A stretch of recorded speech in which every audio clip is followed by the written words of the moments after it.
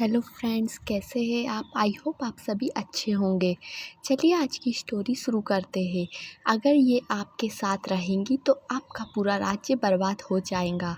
यह बोलकर पुरोहित चला जाता है। एक राजा के यहाँ एक कन्या का जन्म हुआ। कन्या के जन्म से पूरे महल में खुशी का माहौल था और राजा ने पूरे राज्य में 2 दिन तक राजकीय भोज का घोषणा किया और लोगों को उपहार भी दिया। राजकीय भोज के बाद राजा ने अपनी पुत्री की कुंडली देखने के लिए पुरोहित को बुलाया।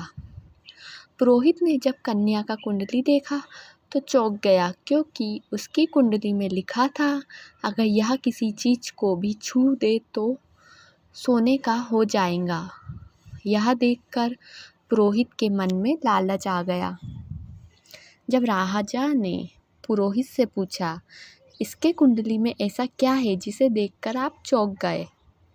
उस पुरोहित ने कहा, अगर यह कन्या आपके महल में रहेंगी तो आपका पूरा राज्य खत्म हो जाएगा। पुरोहित की बात सुन राजा डर जाता है और उसने कहता है, इससे बचने का कोई उपाय बताए। तो वह कहता है, इसे आप नदी में बहा दीजिए, जिससे आपको इससे छुटकारा मिल जाएगा। पुरोहित मन में सोचता है, जब यह कुछ दूर बहकर चली जाएंगी तो मैं इसे बीच रास्ते में निकाल लूँगा। वह यह सोचकर मन ही मन खुश हो रहा था। पुरोहित के कहे अनुसार राजा इसे नदी में बहा देता है और उधर पुरोहित नदी के बीच में खड़ा रहता है। जब वह बहकर आएंगी तो उसे निकाल कर मैं अपने साथ ले जा लूँगा। जब बच्चा नदी में बह रहा था, उसी रास्ते में एक कुम्हार का परिवार नहा रहा था।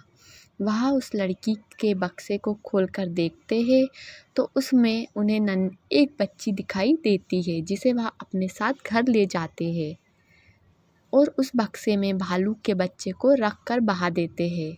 जब वह बक्सा पुरोहित के पास पहुंचता है और जब वह उसे खोलकर देखता है तो उसमें एक भालू का बच्चा निकलता है, जो उसे मार डालता है। वह मारते समय अपने खून से लिखता है, मनो इच्छा सर्वनाशी देवो इच्छा परबलम, राज्य कन्या राज करे विप्र भालो भजते।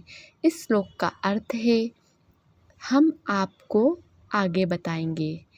उधर कुम्हार के यहाँ कन्या जैसे जैसे बड़ी हो रही थी, वो जिस चीज़ को छूती सोने की हो जाती। यह बात सभी जगह आग की तरह फैल गई और जब यह बात एक राजा को पता चलती है तो वह अपने पुत्र के लिए शादी का प्रस्ताव भेजता है। कुम्हार का परिवार खुशी खुशी स्वीकार कर लेता है और अपनी पुत्री को उससे विवाह करा देता है और सभी खुशी खुशी रहने लगते हैं। निष्कर्ष, पुरोहित द्वारा लिखे श्लोक का अर्थ है, मन का सोचा हुआ कभी पूरा नहीं होता। ईश्वर जो चाहते हैं वही होता है।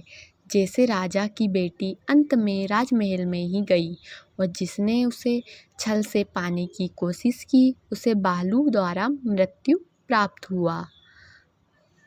तो फ्रेंड्स, ये तो थी हमारी आज की स्टोरी। अगर आपको अच्छी लगी तो प्लीज़ चैनल को लाइक, सब्सक्राइब और शेयर ज़रूर कीजिएगा और ज़्यादा से ज़्यादा कमेंट कीजिएगा, ताकि मैं और भी अच्छी अच्छी स्टोरियाँ ला सकूँ।